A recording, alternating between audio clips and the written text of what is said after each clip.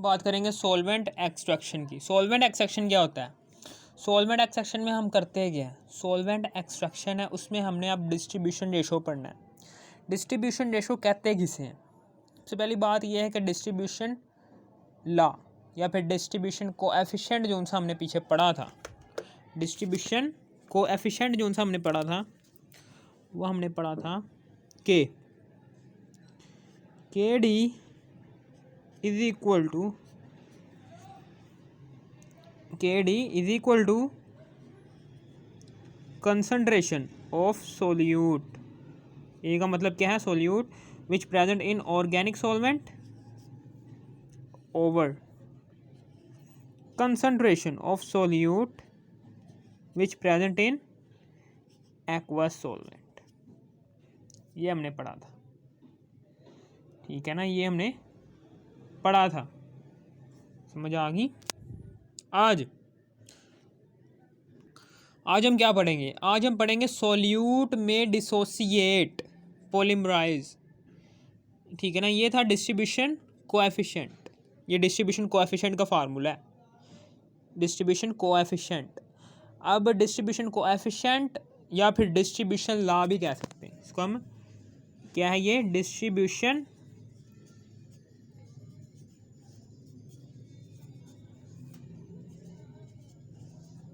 Coefficient या फिर distribution law भी कह सकते हैं। ये दो चीज़ें कह सकते हैं, डिस्ट्रीब्यूशन कोएफिशिएंट या फिर डिस्ट्रीब्यूशन लॉ, ठीक है? ये दो नाम है इसके। कि डिस्ट्रीब्यूशन कोएफिशिएंट क्या होता है? डिस्ट्रीब्यूशन कोएफिशिएंट का ये फार्मूला है K D is equal to concentration of solute which present in organic solvent.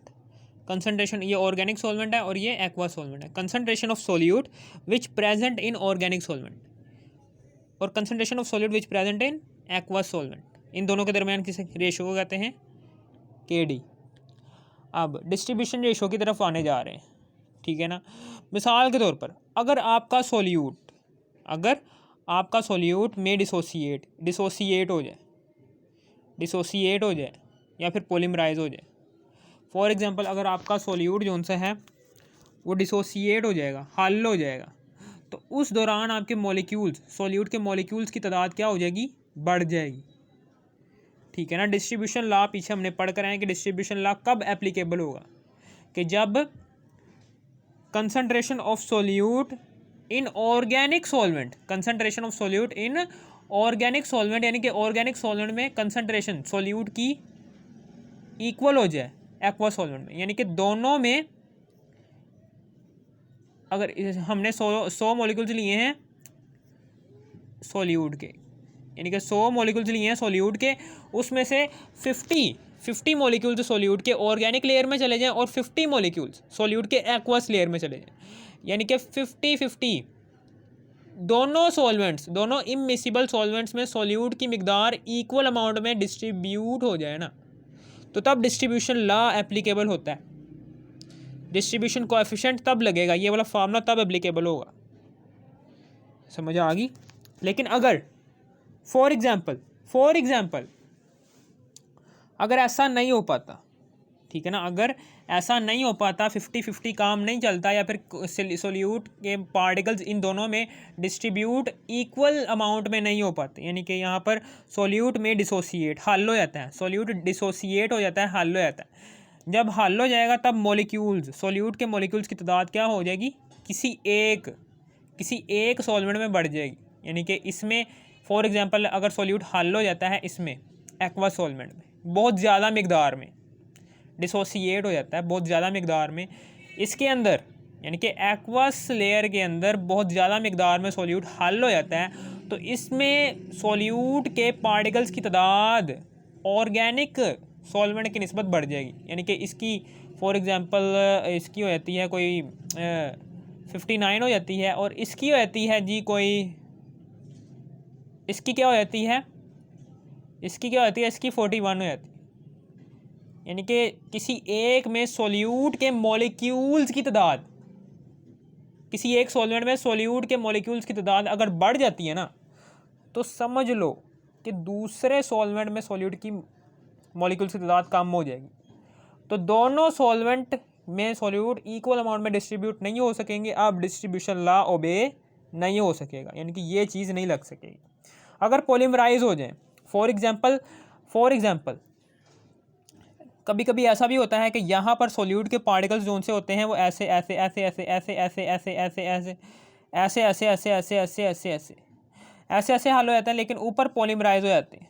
यानी कि पॉलीमराइज का मतलब क्या है कि सॉल्यूट के पार्टिकल्स एक दूसरे से मिल जाएंगे ऐसे ऐसे ऐसे, यानी कि मिल जाएंगे ऐसे ऐसे ऐसे, एक दूसरे से मिलने के बाद एक बड़ा सा मॉलिक्यूल बना देंगे, ठीक है ना, यानी कि पॉलीमराइज कर देंगे, एक बड़ा सा मॉलिक्यूल बना देंगे। और इस बड़े से मॉलिक्यूल की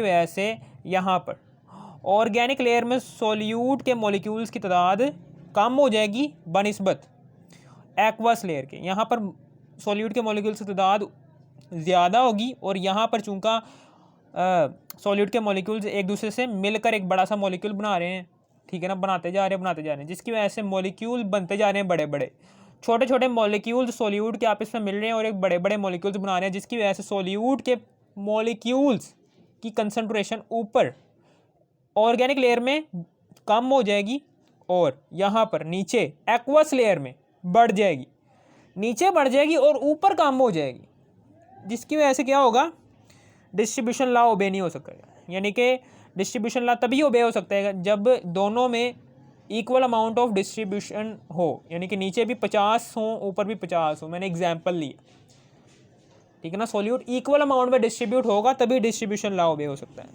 फॉर एग्जांपल, या फिर कॉम्प्लेक्सेस हो जाएं, some other component form complexes with some other component, या फिर सम दूसरे कंपोनेंट के साथ क्या हो जाएंगे, कॉम्प्लेक्स हो जाएं, या फिर दूसरे कंपोनेंट के साथ कॉम्प्लेक्स हो जाएं,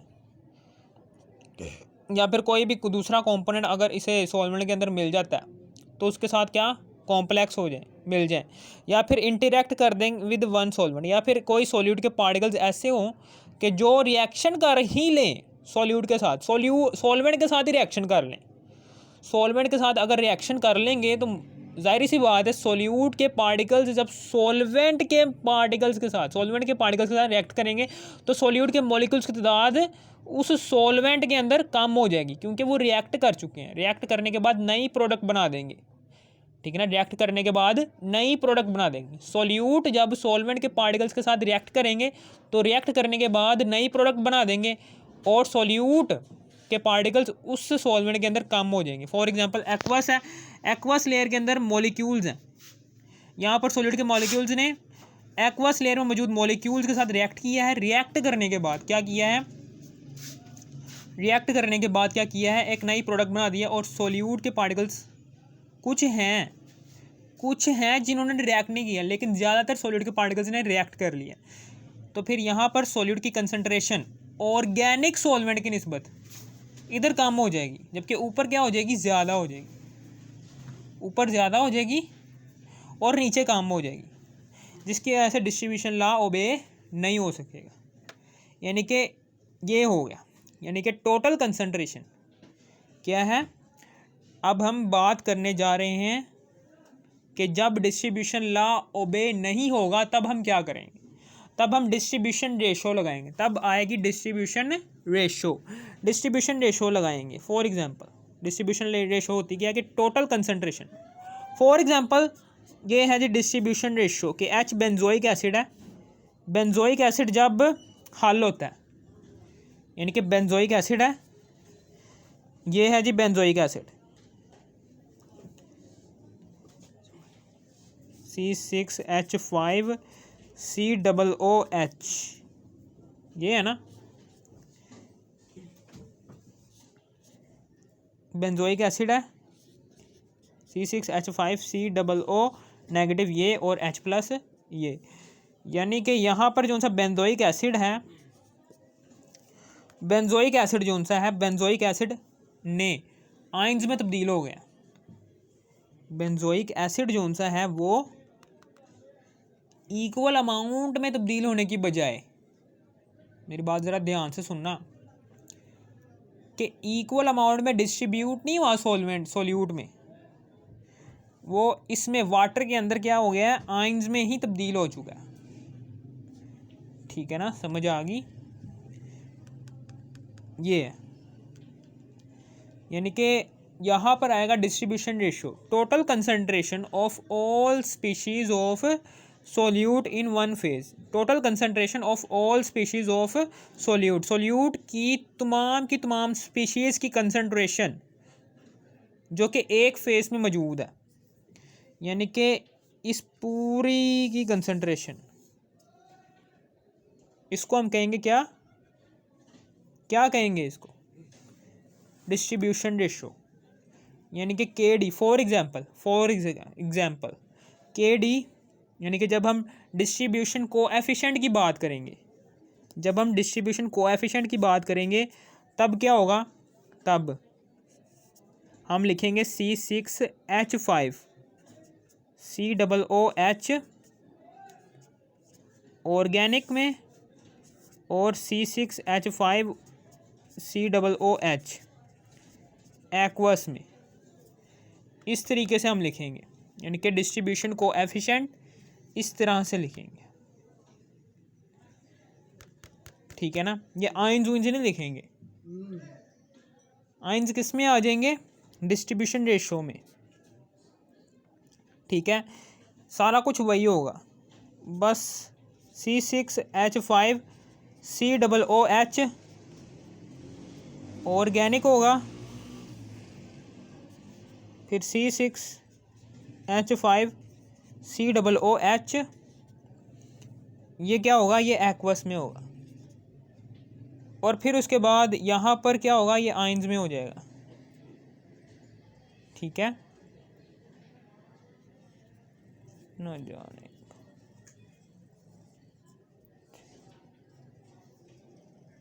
इस तरीके से ऑर्गेनिक सॉल्वेंट के अंदर, ऑर्गेनिक सॉल्वेंट के अंदर बेंजोइक एसिड, और एक्वस सॉल्वेंट के अंदर बेंजोइक एसिड है और बेंजोइक के आयंस हैं। ठीक है ना, सब कुछ आ गया है किसके अंदर, डिस्ट्रीब्यूशन रेशियो के अंदर। बस आपने ये याद रखना है, ये डिस्ट्रीब्यूशन रेशियो की तारीफ है, total concentration of all species of solute in one phase.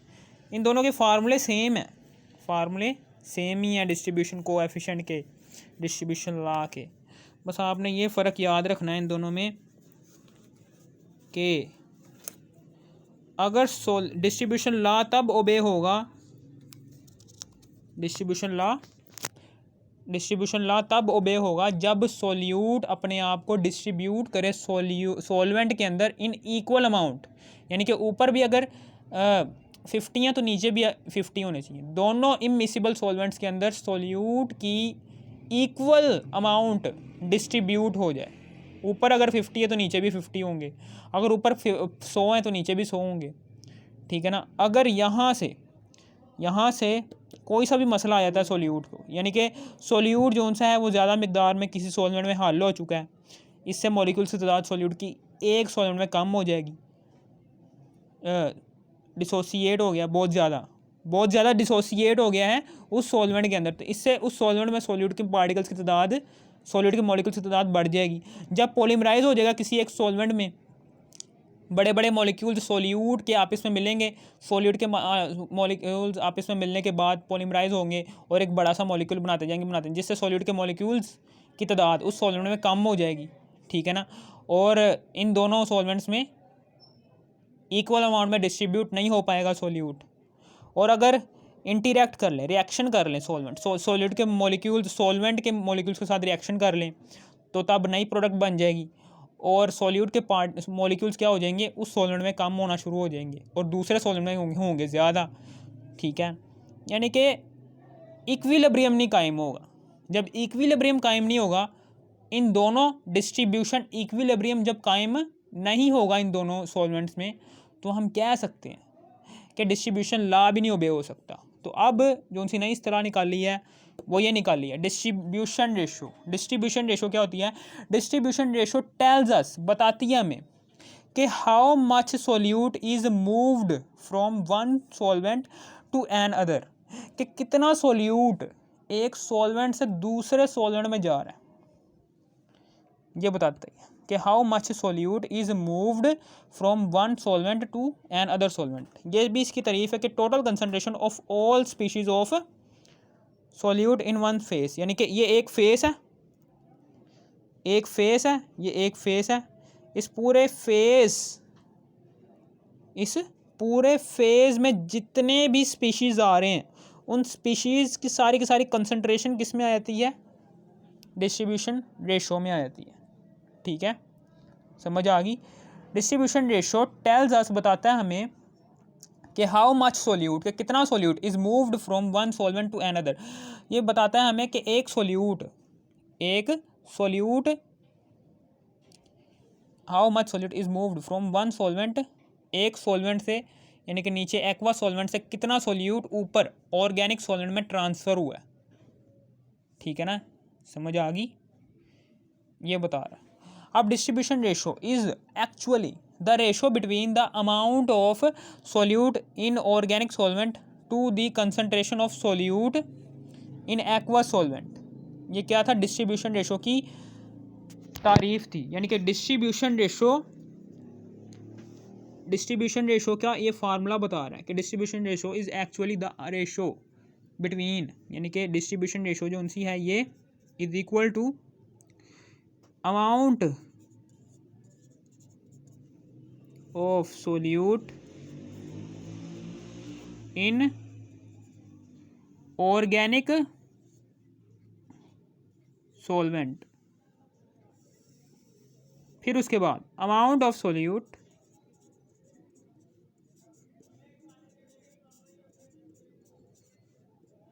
In aqua solvent, इन दोनों के दरमियान रेशियो को ज़ाहिर करता है। यानी कि फार्मूला वही है, कोई ज़्यादा फ़र्क नहीं है डिस्ट्रीब्यूशन कोएफिशिएंट में या फिर डिस्ट्रीब्यूशन लॉ में, फार्मूला वही है, बस इसमें ये वाली तारीफ भी लगा देनी है कि ये टोटल कंसंट्रेशन को ज़ाहिर कर रहा है, जो कि रिएक्शन में सारी की सारी स्पीशीज़ आ रही है ना, उसकी सारी की सारी कंसंट्रेशन को ज़ाहिर कर रहा है।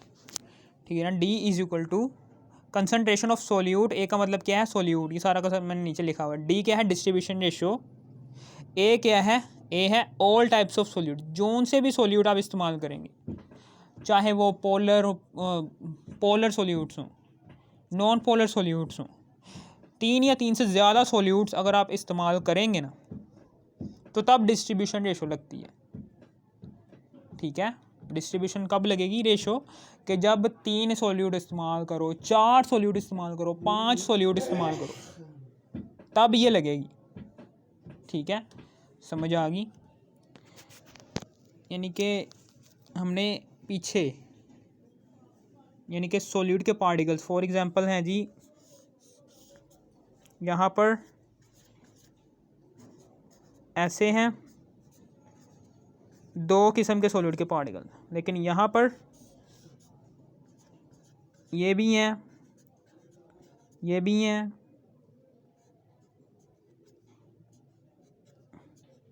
ये वाले पार्टिकल्स भी हैं, डॉट वाले पार्टिकल्स भी हैं, यानी कि बहुत ज़्यादा ही हैं, ये वाले भी हैं, इतने ज़्यादा, यानी कि 3 या 3 से 4 अगर सोल्यूट के पार्टिकल्स ज़्यादा हों, यानी कि सोल्यूट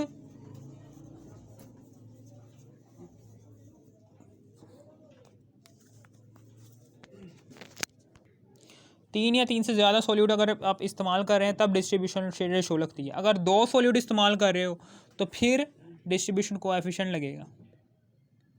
ठीक है ना, डिस्ट्रीब्यूशन रेशो कब लगेगी, ये डिस्ट्रीब्यूशन रेशो तब भी लग सकती है कि जब आप 2 सोल्यूट नहीं इस्तेमाल करें, तब आप ये जो उनसे जितने भी मैंने सोल्यूट के पार्टिकल्स बनाएंगे थे, इतने सोल्यूट के पार्टिकल्स या फिर 3 पार्टिकल्स ज़्यादा से ज़्यादा इस्तेमाल कर रहे हो तो फिर डिस्ट्रीब्यूशन रेशो लगेगी।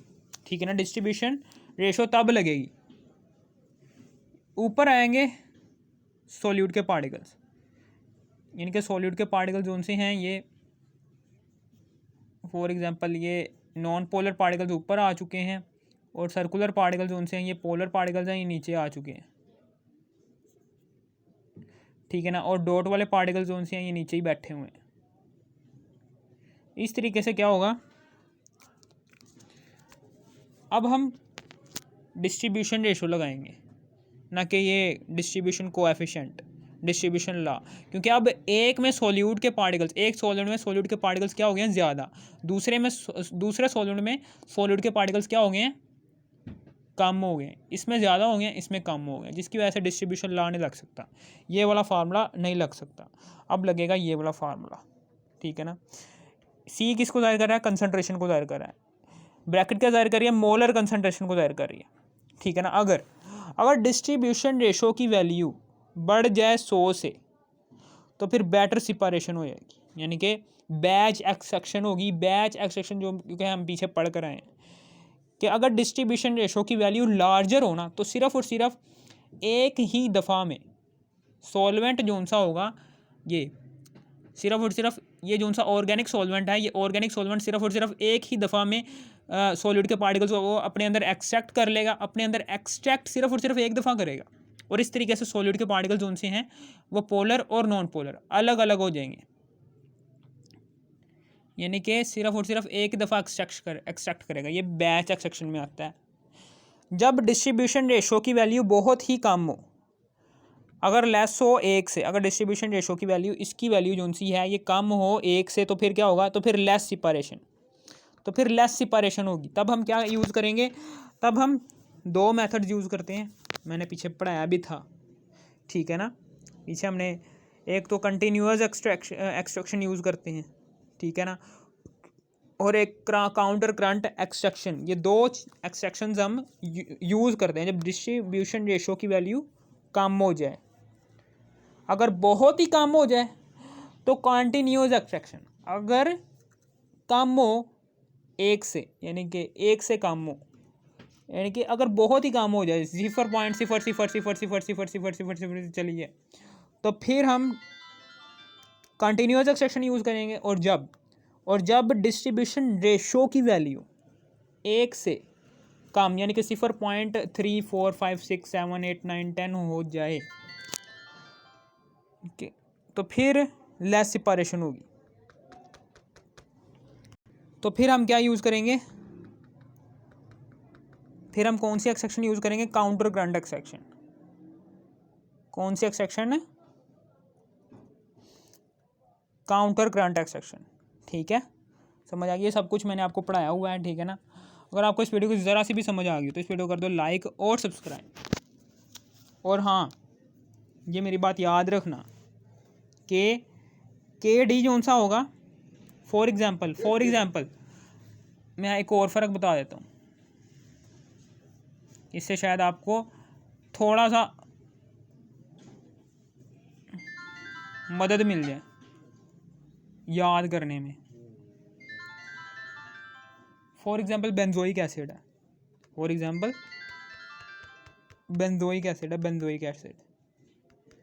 बेंजोइक एसिड है, बेंजोइक एसिड जोन सा है C6H5COOH, इसके 50 पार्टिकल्स ऊपर चले गए और 50 पार्टिकल्स ही नीचे रह गए, यानी कि दोनों सॉल्वेंट्स के अंदर इक्वल अमाउंट ऑफ डिस्ट्रीब्यूशन हुई है। बेंजोइक एसिड की दोनों सॉल्वेंट्स के अंदर, फ़र्ज़ कर लो कि दोनों सॉल्वेंट्स के अंदर इक्वल अमाउंट ऑफ डिस्ट्रीब्यूशन हुई है बेंजोइक एसिड की, तो तब हम डिस्ट्रीब्यूशन कोएफिशिएंट की वैल्यू लगाएंगे, यानी कि बेंजोइक एसिड ऊपर भी, बेंजोइक एसिड की molar concentration in organic solvent ये आ गई, और बेंजोइक एसिड की molar concentration in aqua solvent ये आ गई, वो हम लगा देंगे। फिर इसी तरीके से जब हम डिस्ट्रीब्यूशन रेशो लगाएंगे, डिस्ट्रीब्यूशन रेशो क्या करेगी, ये सारी की सारी स्पीशीज़ को, ये जितनी भी स्पीशीज़ बन रही हैं, फॉर एग्ज़ाम्पल, ठीक है ना, पानी के अंदर ये बेंजोइक एसिड जो सा है ये आयंस में तब्दील हो रहा है, जबकि ऑर्गेनिक सॉल्वेंट में वो आयंस में नहीं तब्दील हो रहा, वो वैसे का वैसे ही है, यानी कि C6H5COOH ऑर्गेनिक सॉल्वेंट वैसे का वैसे ही है, और यहाँ पर नीचे C6H5COOH जो सा है ये एक्वा सॉल्वेंट में है, और साथ में इसके आयंस भी आ जाएंगे, ये आयंस आ गए। ये आप बड़ी क्लासों में जाके पढ़ोगे, बस आपने ये याद रखना है, इतना डेप्थ में जाने की ज़रूरत नहीं है, बस आपने ये चीज़ें याद रखनी है कि अगर यहाँ से कुछ भी मसला हो जाता है ना, इक्विलिब्रियम डिस्ट्रीब्यूशन इक्विलिब्रियम नहीं ओबे हो पाता, इक्वल अमाउंट में सोल्यूट ऑर्गेनिक सॉल्वेंट और एक्वस सॉल्वेंट में डिस्ट्रीब्यूट नहीं हो पाता ना, तो डिस्ट्रीब्यूशन इक्विलिब्रियम नहीं हो पाएगा। जब डिस्ट्रीब्यूशन इक्विलिब्रियम नहीं हो पाएगा तो डिस्ट्रीब्यूशन लॉ भी नहीं ओबे हो पाएगा। जब डिस्ट्रीब्यूशन लॉ ओबे ही नहीं होगा, जब डिस्ट्रीब्यूशन लॉ ओबे ही नहीं होगा, जब लगेगा ही नहीं डिस्ट्रीब्यूशन लॉ, तो तब क्या लगेगा, डिस्ट्रीब्यूशन रेशियो लगेगी। ठीक है ना, समझ आ गई। अगर आपको इस वीडियो की ज़रा से भी समझ आ गई, इस वीडियो कर दो लाइक और subscribe. Thanks for watching me. ठीक है ना, इतना डेप्थ में जाने की ज़रूरत नहीं है। ठीक है ना, बस आपने ना इतना मैं मिटा देता हूँ, बस आपने ये याद रखना है, ये वाली 3 लाइनें हैं ना, इन 3 लाइनों को याद रखना है बस। ये 3 लाइनें और यहाँ पर एक जोन सी लाइन लिखी हुई थी कि ये concentration of solute of all species को रिप्रेजेंट करता है डिस्ट्रीब्यूशन रेशो। यहाँ पर जोन सी लाइन लिखी थी वो वाली भी याद करनी है और ये वाली लाइन भी याद करनी है। इन दोनों लाइनों से ही डिस्ट्रीब्यूशन रेशो को आप आसानी से समझ पाएंगे। ठीक है ना, अगर आपको इस वीडियो की ज़रा समझ आ गई हो, ज़रा से भी, थोड़ी सी भी, ठीक है ना, उम्मीद थोड़ी सी समझ आ ही गई होगी। Thanks for watching me. अगर आप, ठीक है ना, तो इस वीडियो को कर दो लाइक और सब्सक्राइब, और शेयर भी कर देना। Thanks for watching.